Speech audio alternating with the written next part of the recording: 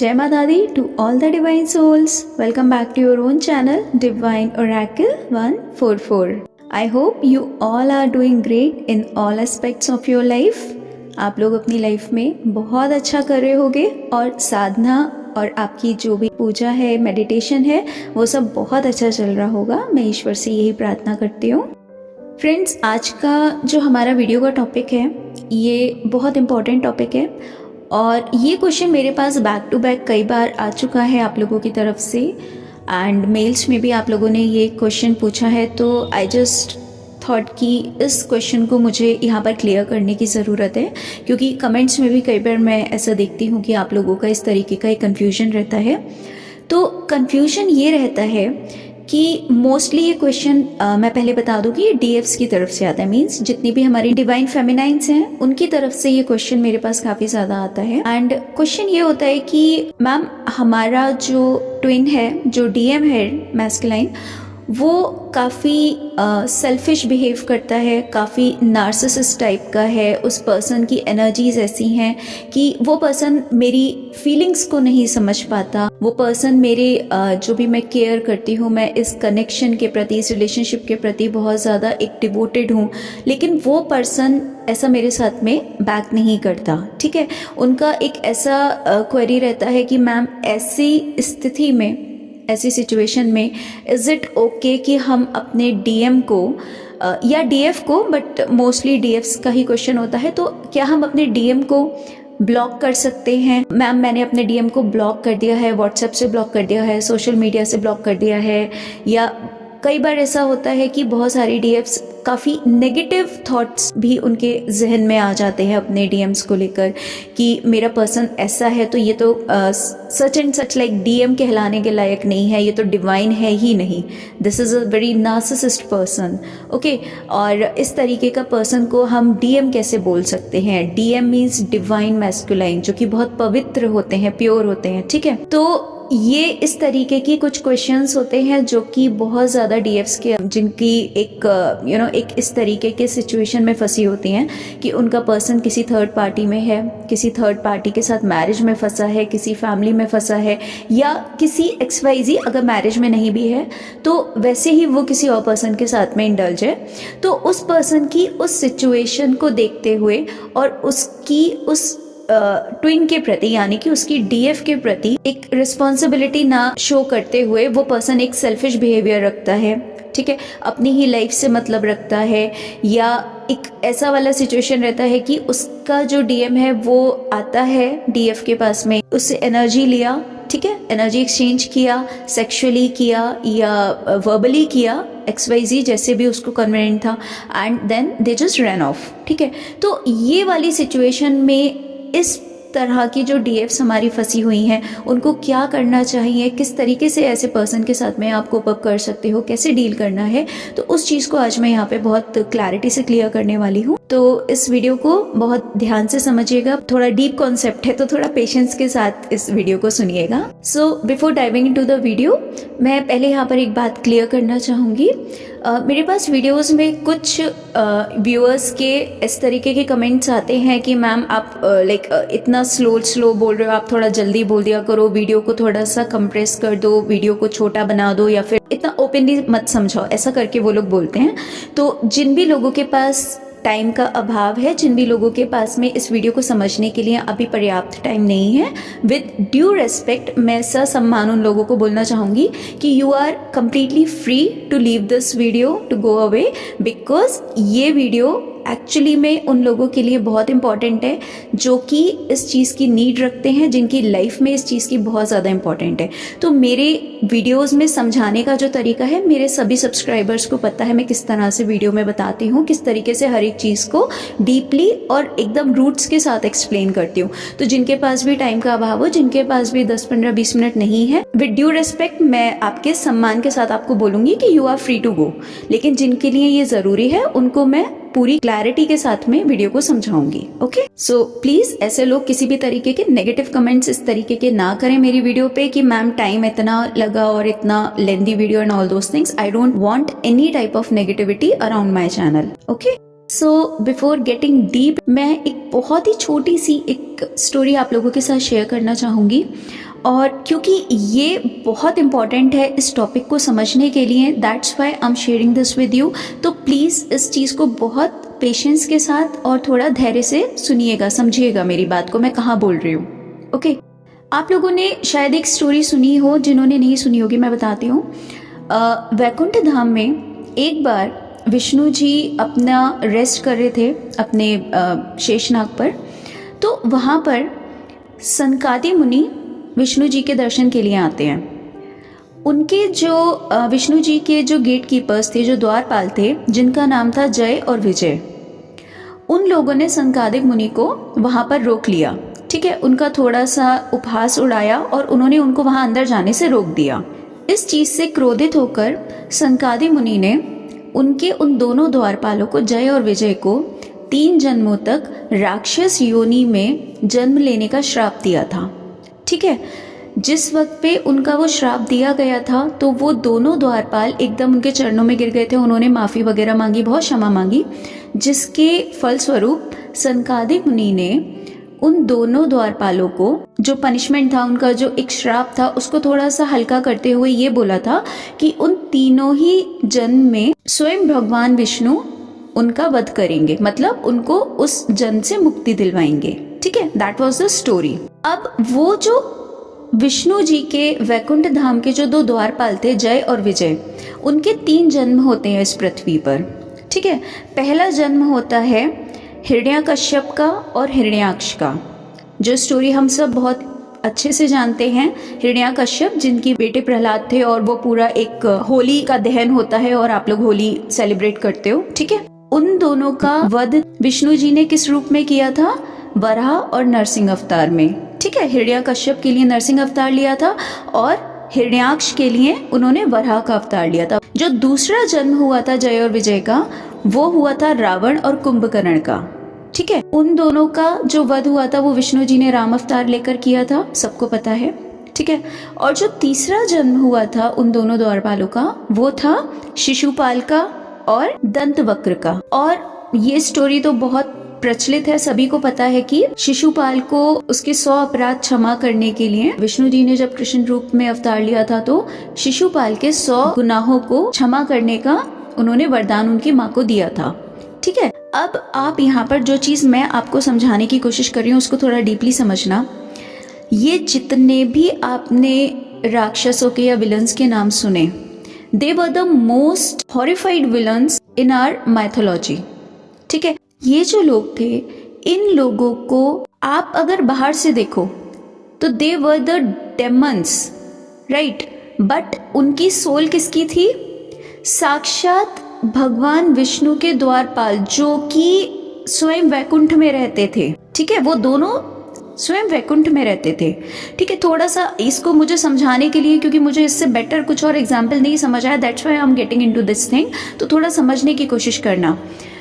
आपकी जो एक क्वेश्चन आता है कि मैम मेरा डीएम ऐसा है, आप ये चीज़ भूल जाते हो कि उसके अंदर जो सोल है वो कितनी प्योर है।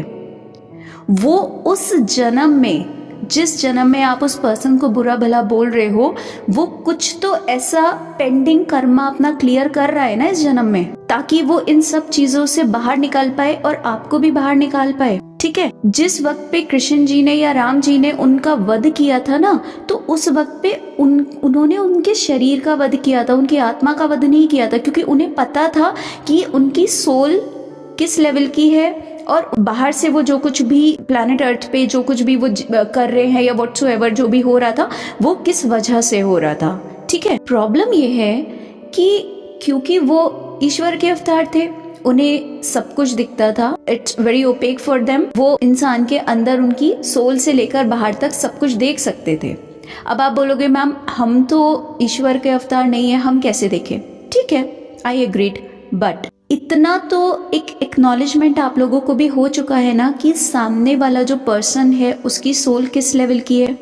अगर वो आपका ट्रू ट्विन है तो आप इतनी बात समझ चुके होगे कि उस पर्सन के साथ में जो कुछ भी हो रहा है वो डेस्टाइंड है, वो कहीं ना कहीं इस जन्म में उस पर्सन को अपना कर्मा बैगेज पूरा करना है। वो नहीं होगा तो उसको फिर से इस प्लैनेट अर्थ पे आना पड़ेगा और आपको भी आना पड़ेगा। Are you agreed for that? अगर हाँ तो ठीक है, आप लेते रहो जन्म, आते रहो जाते रहो, इन्हीं सब चीजों में आप अपने आप को जन्म मरण यही खेल करते रहो आप हजारों जन्म तक। If you are not seeking for the मोक्षा, अगर आपको मोक्ष की चाहत ही नहीं है तो फिर कोई क्वेश्चन पुटअप करने का सवाल ही नहीं पैदा होता। फिर तो आप जैसे चल रहे हो वैसे चलते रहो, कोई दिक्कत नहीं है, कोई इशू नहीं है। बट अगर आप अब इस दुनिया की, इस जिंदगी की और इन रिश्तों की असलियत को पहचान चुके हो, आप समझ चुके हो कि इस धरती पर बार बार उसी नर्क के द्वार से आना, नर्क का द्वार क्यों कहते हैं इस प्लैनेट अर्थ को, आप जानते हो? क्योंकि जब एक शिशु, एक बच्चा 9 महीने तक अपने माँ के गर्भ में रहता है ना, तो वो मल मूत्र में रहता है, ठीक है। That was the place where सब गंदगी होती है।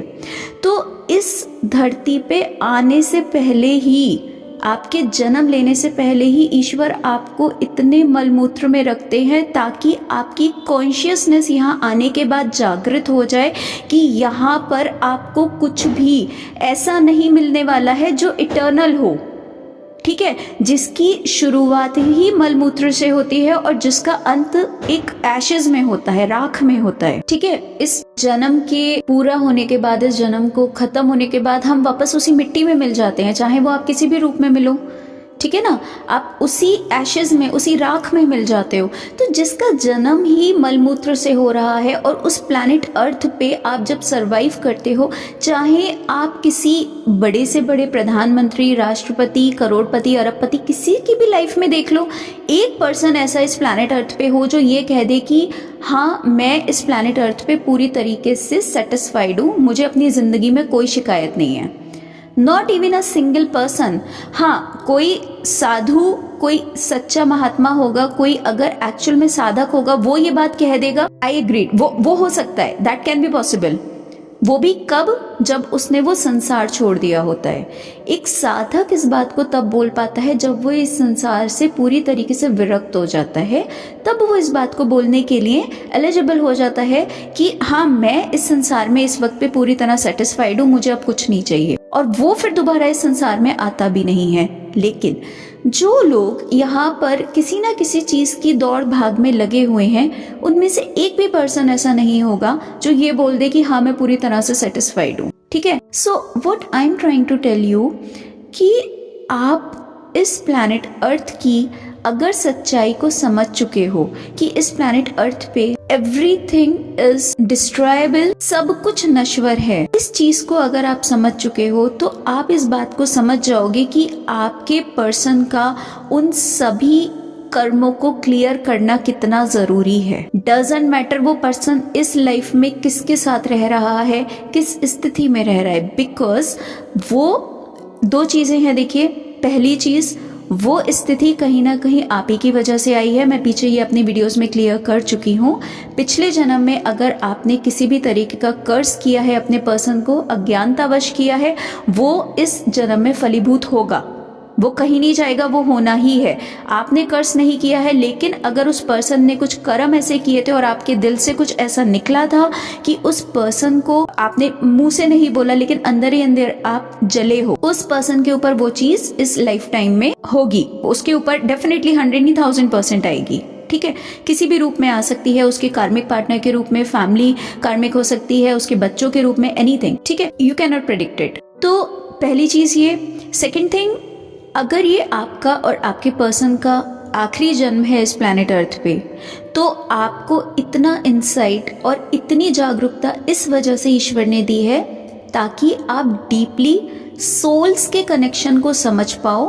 उस पर्सन को उसका काम करने दो, आप अपना काम करो, आप अपने सोल पे काम करो, आप अपने साथ साथ उसकी सोल का भी ग्रोथ कर रहे हो। आप खुद पे वर्क कर रहे हो तो आप सिर्फ अपने ऊपर वर्क नहीं कर रहे हो, आप अपने पर्सन पे भी वर्क कर रहे हो, ठीक है। तो यहाँ पर आपको समझने की ज़रूरत है कि अगर पहली चीज़ तो आपका पर्सन अगर किसी सिचुएशन में है, किसी कार्मिक सिचुएशन में है, चाहे वो पर्सन आपके साथ सेल्फिश बिहेव कर रहा है, चाहे वो पर्सन आपको बिल्कुल नेग्लेक्ट कर रहा है, please let them do their work. उनकी जिंदगी में हो सकता है वो लेसन्स जरूरी हो, उन जगहों से उनको फेलियर देखने हो, तभी उनको अंदर से समझ आएगा कि हाँ मैं कहाँ गलत था और कहाँ सही था। आप कितना भी किसी इंसान को समझा दो, जब तक वो खुद ठोकर नहीं खाता है उसको वो चीज़ समझ में डीपली नहीं आती है। Let them do their work, ठीक है। आप किसी के भाग्य विधाता बनने की कोशिश मत करो, फर्स्ट थिंग। सेकंड थिंग, आप जिस वक्त पे अंदर ही अंदर ये चीज़ सोचते हो ना कि मेरा ट्विन मेरे साथ ऐसा कर रहा है, वो तो बहुत बुरा है, प्लीज़ मैं वार्निंग कर रही हूँ आप सभी डीएफ्स को स्पेशली, आप अपनी ब्लेसिंग्स में, अपनी प्रेयर्स में, अपनी किसी भी प्रकार की पूजा में, अपनी एनीथिंग, आप कुछ भी कर रहे हो ना, आप माला भी कर रहे हो, कुछ भी कर रहे हो, अगर उसमें आप अपने पर्सन को इमेजिन नहीं कर रहे हो, उस पर्सन के लिए आप प्रे नहीं कर रहे हो, उस पर्सन की सोल के लिए आप ईश्वर से क्षमा नहीं मांग रहे हो, क्योंकि ये भी आपका दायित्व है कि अगर वो पर्सन इस वक्त पे पूरी तरीके से ईश्वर की मर्जी से 3D के एक फॉग में, धुंध में वहाँ पर फंसा हुआ है, आपका फर्ज बनता है कि आप उस पर्सन के लिए क्षमा मांगो। उसके हर एक जन्म के जो भी उसने गलत कर्म किए हैं उनके लिए आप क्षमा मांगो। अपने साथ साथ उस पर्सन का अगर आप नाम नहीं ले रहे हो तो आप अपने आगे बहुत बड़ा गड्ढा खोद रहे हो। I am telling you this thing, ये बिल्कुल क्लियर वार्निंग बता रही हूँ मैं, जिसको समझ आए वो ले लेना इस बात को। उस पर्सन की जो आउटर बॉडी है, जो उसका 3D माइंड है, उस माइंड से वो पर्सन कुछ भी कर रहा है, उसको उसके सोल से आपको कनेक्ट नहीं करके देखना है। प्रॉब्लम तब आ जाती है जब आप उसकी सोल को और उसकी 3D लाइफ को एक करके देखना शुरू करते हो। मैंने आपको जो ये जय और विजय की एक छोटी सी स्टोरी बताई, उसके पीछे का आप डीप कॉन्सेप्ट जिन लोगों ने समझ लिया होगा ना, वो जिंदगी में कभी भी अपने पर्सन की सोल को ब्लॉक नहीं करेंगे। आप अपने पर्सन से बात नहीं करना चाहते हो, उसका 3D एटीट्यूड आपकी तरफ ठीक नहीं है, मैं बिल्कुल नहीं बोलूंगी आप उस पर्सन को एंटरटेन करो, I will never say that. उस पर्सन को, उसकी आउटर बॉडी को, उसकी 3D बॉडी को उसके हाल पे छोड़ दो। You are not destined to do their job. उनका जो भी डेस्टिनी है वो भगवान देख रहे हैं। जैसे आपको 2 गार्जियन एंजल्स मिलते हैं ना इस जिंदगी में, ऐसे ही उन्हें भी मिलते हैं, ठीक है। They are not alone. लेकिन आप सिर्फ उनकी उस आउटर बॉडी, उनके आउटर एटीट्यूड, उनकी जो भी आपकी तरफ एक एनर्जी है, जो 3D बॉडी की एनर्जी है, उनके 3D माइंड की एनर्जी है, उन चीज़ों से उनकी सोल को कनेक्ट मत करो। आप बुरा भला अगर बोल रहे हो अपने पर्सन को, तो इट मीन्स कि आप खुद को बुरा भला बोल रहे हो। उस पर्सन की सोल कहीं से कहीं तक भी उन चीज़ों को डिजर्व नहीं करती है जो चीज़ें आप उस पर्सन के लिए बोलते हो। इससे बड़ा गुनाह आप कुछ नहीं कर सकते इस लाइफ में। पिछली जिंदगी में आपके साथ जो हुआ ना, आपको कोई बताने वाला नहीं था। आपको इस कनेक्शन को, इस रिलेशन को, या आपका जो एक ये सोल कनेक्शन है, इसे समझाने वाला कोई नहीं था। वहां पर शायद मैं या कोई भी इस बात को एक्सेप्टेबल कर सकता है कि ठीक है, इग्नोरेंस में इंसान कर ही कह सकता है, जो दिख रहा है वही बोल रहा है, राइट। बट आज की लाइफ में आपके साथ ऐसा नहीं है कि आप नहीं समझ रहे हो। अगर आप स्टिल उस पर्सन को बुरा भला बोल रहे हो, इट मीन्स अभी आपको बहुत ज़्यादा वर्क करने की ज़रूरत है अपने ऊपर। आपकी एनर्जी लेवल अभी बहुत ज़्यादा नीचे है, आपका जो एक डायमेंशन है वो अभी बहुत नीचे है। आप अभी तक ये डेप्थ ही नहीं समझ पाए हो। सो अगर आपका DM या DF, स्पेशली DMs के साथ में ऐसा होता है, तो अगर आपका जो भी ट्विन है वो आपके साथ में बिहेव ठीक नहीं कर रहा है, आप अपने आप को एक साइड कर सकते हो। आप अपने आप को एक अपना एनर्जी जोन में कर सकते हो।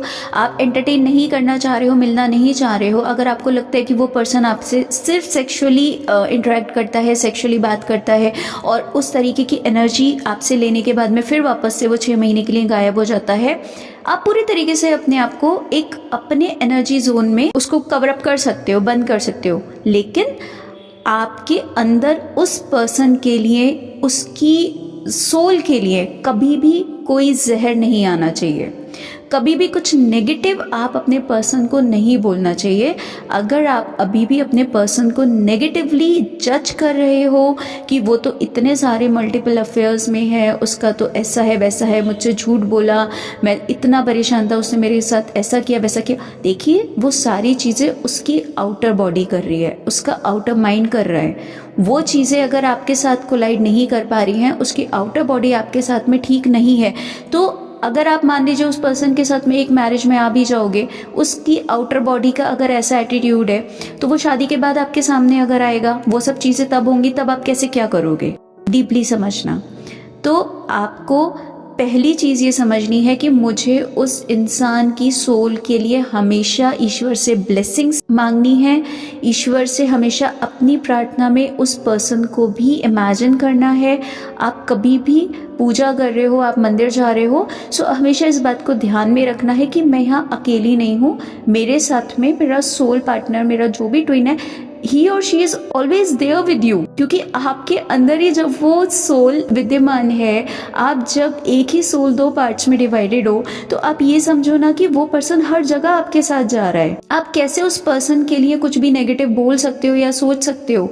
आप हमेशा ईश्वर से सिर्फ इतना बोला करो कि बस माँ सरस्वती उस पर्सन को सद्बुद्धि दें, उस पर्सन के जो भी पेंडिंग कर्मास हैं उन्हें ईश्वर जल्दी से जल्दी कंप्लीट करें, पूरा करें, ताकि हमारा ये जो भी एक कर्मा का एक साइकिल चल रहा है, इस साइकिल से हम बाहर निकल पाएं और इस जन्म और मृत्यु के इस पूरे खेल से हम अपने आप को बाहर निकाल पाएं।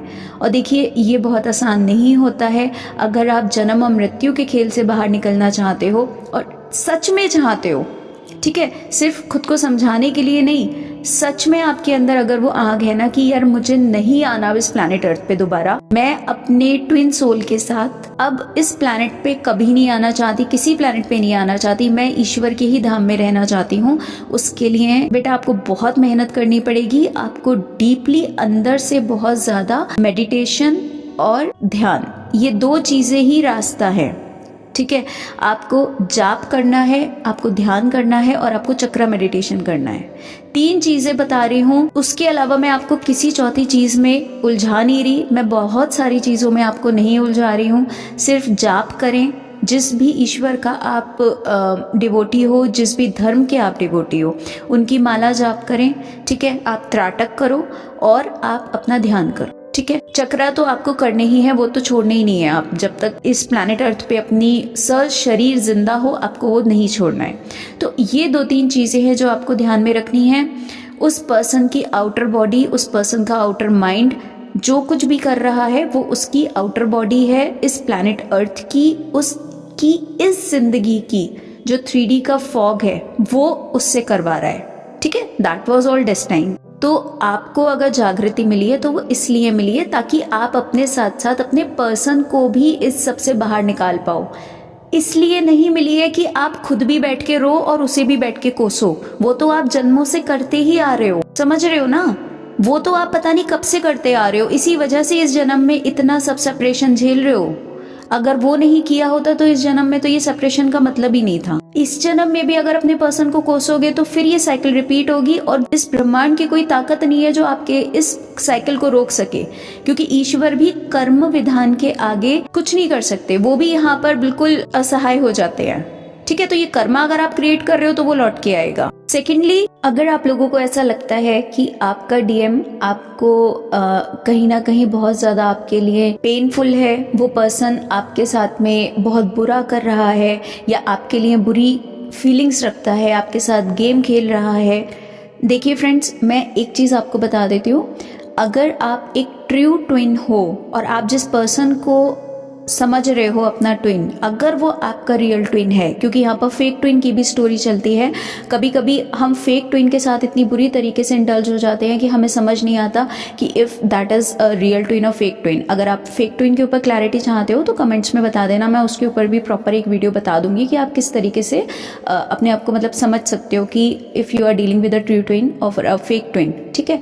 बट अभी के लिए अगर आप एक रियल ट्विन के साथ ही इंटरेक्ट कर रहे हो तो आप ये समझ लेना, वो पर्सन अपने किसी ना किसी मजबूरी की वजह से हो सकता है आपके साथ में ठीक नहीं कर रहा हो, मतलब कि जैसे आप चाह रहे हो कि वो मेरे साथ में मुझे उस तरीके से रिप्लाई या रिस्पॉन्ड नहीं कर रहा है जैसे मैं कर रही हूँ, इट मीन्स कि उस पर्सन की कुछ ना कुछ मजबूरी है, और कोई बहुत बड़ी मजबूरी है जिसको कि वो पर्सन ओवरकम नहीं कर पा रहा है। इट डजंट मीन कि वो पर्सन आपके साथ जीवन में कभी भी बुरा कर सकता है। और इसका मैं बिल्कुल आपको प्रूफ दे रही हूँ। आप अपने अंदर झांक के देख लेना, आपके पर्सन आपको कितना भी नेग्लेक्ट कर दे, कितना भी आपके साथ नार्सिसिस्ट बिहेव कर दे, कुछ भी कर दे, क्या आपके अंदर कभी ऐसी भावना उठती है कि उस पर्सन के साथ कुछ बुरा हो जाए या उसके साथ मैं कुछ बुरा कराऊं?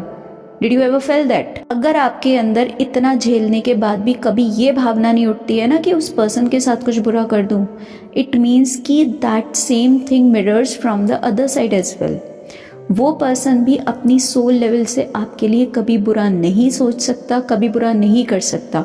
वो जो कुछ भी आपको लगता है कि मेरे साथ बुरा हो रहा है, मैं इतना झेल रही हूँ बुरा बुरा एंड ऑल दोज थिंग्स, वो सब कुछ उसकी फर्स्ट ऑफ ऑल उसकी जो एक आउटर लाइफ है, उसकी वो जिंदगी की जो भी मजबूरियाँ हैं, या उसका जो भी एक बचपन से माइंडसेट है, जिस तरीके के माहौल में वो रहा है, पला बड़ा है एंड एवरीथिंग, उसका एक कारण हो सकता है। लेकिन वो पर्सन कभी भी आपको सोल लेवल पे नुकसान नहीं पहुंचाएगा। मेरी बात हमेशा ध्यान रखना आप। सो प्लीज़ अपने अपने ट्विन को जज करना बंद कीजिए। उसकी इंसान की आउटर बॉडी की, उस इंसान की जो एक 3D माइंड की जो भी चीज़ें हैं, जो दिक्कतें हैं, जो उसकी मजबूरियां हैं ज़िंदगी की, जो कहीं ना कहीं शायद आपकी ही वजह से पिछले जन्म से वो कैरी फॉरवर्ड हो रही हैं, आप उनसे, उस चक्रव्यूह से प्लीज़ खुद को बाहर निकालें, उस पर्सन को भी बाहर निकालें, और उस पर्सन के साथ एक ब्लेम गेम खेलने की बजाय उस पर्सन को ब्लेसिंग्स दें, उसको अपने प्रेयर्स में, हाँ उसको एंटरटेन मत करें, उसकी 3D बॉडी को एंटरटेन बिल्कुल मत करें। मैं बिल्कुल आपको फोर्स नहीं करूँगी, इफ़ ही और she is not on that level मत करें, लेकिन उसको सोल लेवल पे कहीं पर भी अकेला ना छोड़ें, क्योंकि जो कुछ भी उसके साथ होगा ना, आपको तो फिर वापस से वो सब चीज़ें बैक टू बैक अगला जन्म लोगे, फिर झेलोगे। वो सब चीज़ें मैं समझा चुकी हूँ, so I will not repeat them. Please अगर आप मेरी बात को गहराई से समझ पाए हो तो समझ लेना, ठीक है? नहीं समझ पाए हो तो फिर मैं क्या कह सकती हूँ, फिर दैट्स योर डेस्टिनी, अब शायद यही प्रारब्ध होगा आपका।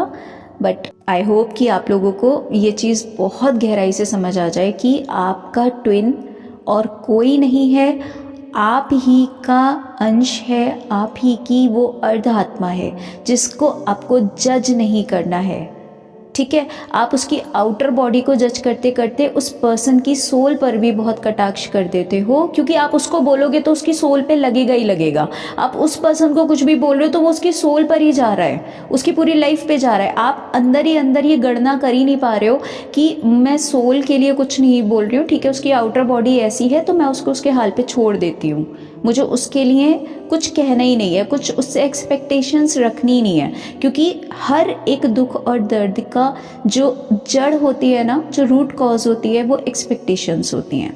तो एक्सपेक्टेशंस में अगर आप फंस रहे हो तो फिर ये लाइफ लॉन्ग जर्नी है, फिर तो ये कहीं ख़त्म नहीं होगी। ऐसे ही आप परेशान होते रहोगे और अपने पर्सन को जज करते रहोगे। जिन लोगों का डिमेंशन काफ़ी रेज हो चुका है, जो ट्विंस काफ़ी टाइम से अपने ऊपर वर्क कर रहे हैं, वो लोग मेरी बात बहुत ईजिली समझ गए होंगे, ठीक है? तो प्लीज़ इसको थोड़ा ध्यान से समझना और इस चीज़ के ऊपर आगे से वर्क करने की कोशिश करना। हर एक जगह पर अपने साथ साथ अगर आप खुद को प्रोटेक्शन कवर ले रहे हो ना, अगर आप कवच भी ले रहे हो, जिसका भी प्रोटेक्शन आप रोज सुबह को लेते हो, अपने साथ साथ अपने ट्विन को भी कवर किया कीजिए। क्योंकि अगर नेगेटिविटी से आप खुद को कवर कर रहे हो, खुद को प्रोटेक्शन दे रहे हो और आप अपने ट्विन को उसमें इंक्लूड नहीं कर रहे हो, उस पर्सन को इमेजिन नहीं कर रहे हो, तो आप जानते हो क्या होगा? उस पर्सन के पास जो भी नेगेटिविटी आएगी ना, उसका इफेक्ट आपके ऊपर भी होगा। देखिए, ये कॉन्सेप्ट ना बाकी की दुनिया नहीं समझ पाएगी, उनके लिए ये बिल्कुल अलादीन के चिराग वाली कहानी हो जाएगी, उनको ना ही उनके लिए है। लेकिन जो ट्विन्स हैं वो मेरी बात बहुत अच्छे से समझ पा रहे होंगे कि आप अगर जो भी अपना प्रोटेक्शन लेते हो, चाहे माँ काली का लेते हो, आप भैरव बाबा का लेते हो, आप माँ दुर्गा का लेते हो, हनुमान जी, इट्स XYZ, या आप किसी और रिलीजन में भी हो, ठीक है, मैं बाकी सबका ज़्यादा डीपली नहीं जानती, बट आप जिनका भी कवर लेते हो, आपको अपने साथ साथ अपने पर्सन को हमेशा उस कवर में इंक्लूड रखना ही रखना है। उस पर्सन को कवर से बाहर छोड़ोगे, उसके ऊपर नेगेटिविटी आएगी तो वो आपको फेस करनी पड़ेगी, ठीक है, चाहे वो मिररिंग के द्वारा आप करोगे, डजेंट मैटर। तो इन कुछ छोटी छोटी चीज़ों का ध्यान रखें और आपका जो भी कनेक्शन है फिर उसको आप देखना कितना ब्यूटीफुली आप इस लाइफ को पूरे अच्छे तरीके से अपना क्लियर करोगे, कंप्लीट करोगे, और जो भी आपका सोल वर्क है, जो भी आप यहाँ करने आए हो, उन सब चीज़ों को एक सोल लेवल पे करते हुए बहुत खूबसूरती के साथ आप और आपका पर्सन फिर इस प्लैनेट अर्थ से वापस जाएंगे। बस कोशिश ये करना कि इस तरीके से वापस जाना है कि कुछ भी यहाँ पेंडिंग ना रहे, कोई कर्मा नया यहाँ पे क्रिएट ना हो जाए, किसी भी वजह से आपको और आपके पर्सन को इस प्लैनेट अर्थ पे दोबारा आना ना पड़े, ठीक है। इस जन्म मरण से मुक्ति और मोक्ष की कोशिश करना, बाकी सब चीज़ें यहाँ नश्वर हैं, हज़ारों जन्म ले चुके हो, हज़ारों बार शादी ब्याह बच्चे बारात सब कर चुके हो, ठीक है, तो उन चीज़ों के पीछे नहीं भागना है, ओके। चलिए, आई होप ये कॉन्सेप्ट आपका बहुत क्लियरली समझ में आया होगा, क्लियर हुआ होगा, ठीक है। और अगर कोई भी इशू रह गया हो, कोई चीज़ समझ में नहीं आई हो, तो प्लीज़ आप लोग कमेंट सेक्शन में उस चीज़ को मेंशन कर दीजिएगा। मैं कोशिश करूँगी कि मैं अगली वीडियो में उन चीज़ों को भी कवर कर पाऊँ, उन चीज़ों को भी क्लियर कर पाऊँ, ठीक है। चलिए, अभी के लिए इतना ही। अब मैं मिलती हूँ आपसे नेक्स्ट वीडियो में। तब तक के लिए just take care of yourself, और इतने प्यार और इतने पेशेंस के साथ मुझे सुनने के लिए thank you so much from the bottom of my heart.